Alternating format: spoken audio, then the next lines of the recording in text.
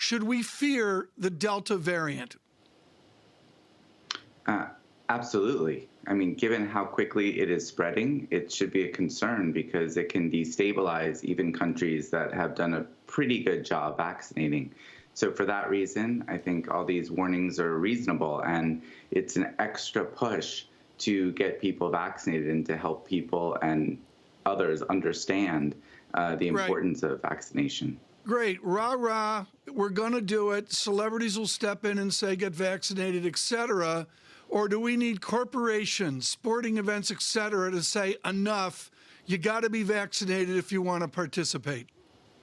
I imagine that is going to happen, particularly as the vaccines move from the authorization stage to getting licensed. I think it'll become more of a standard in this country, given the very strong safety record that they have and the fact that they'll be fully licensed. I think that probably is going to happen more and more.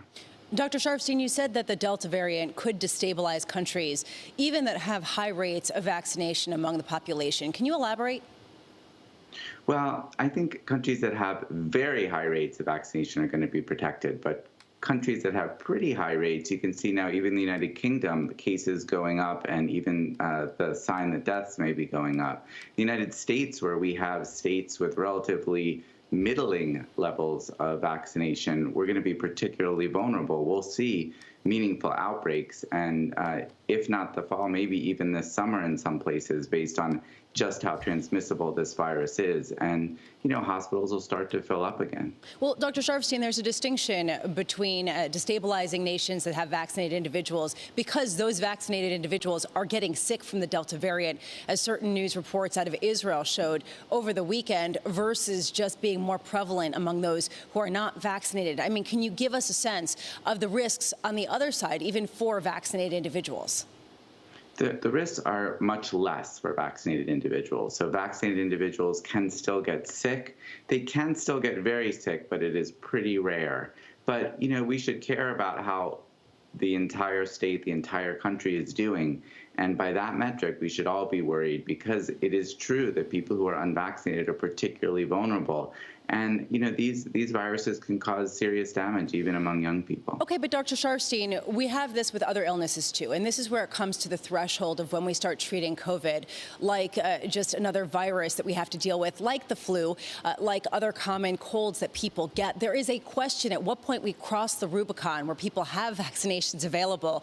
If we're not seeing the high hospitalization rates, where it's okay and we can't necessarily just restrict travel and restrict business activity. When do we cross that line? Well, I think first, from a public health perspective, you have to realize the amount of illness and death that we're potentially vulnerable to, for example, in the United States, is enormous and would swamp normal flu season. So we're not talking about flu in the sense of the number of deaths if we don't get more people vaccinated. So, from a public health perspective, that's one thing. So if, on the other hand, we want to say, okay, from a social perspective, we're willing to say, it's all on you. We're still going to be spending a lot of money for hospitals. It's going to affect how our healthcare system operates. It potentially could make people, even who are vaccinated, afraid to go out and spend money in the economy. So, the fundamental dynamics haven't shifted. We're all better off if we can control the total amount of illness out there. Joshua, what's so important here is Lisa Abramowitz's kids have already started their reading for fall. I mean, they got a reading list of like 14 books. It's June, and they're already into it as well. Dr. Sharfstein, can you say that our assumed school return is in jeopardy because of the Delta variant?